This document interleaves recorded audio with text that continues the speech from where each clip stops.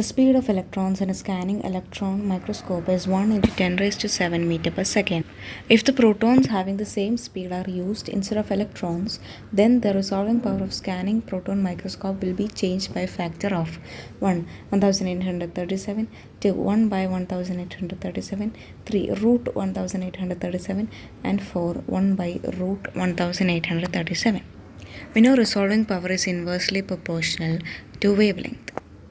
We also know the de Broglie wavelength formula, lambda is equal to h by mv.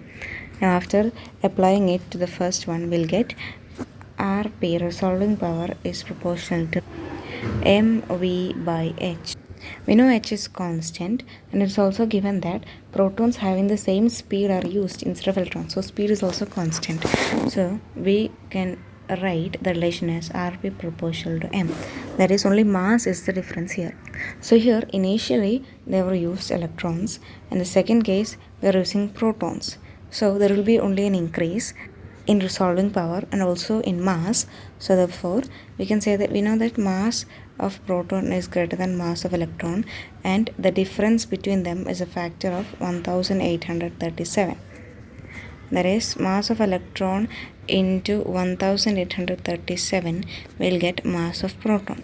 So resolving power, since they are directly proportional, resolving power also increases by a factor of 1837. So we have our answer option 1.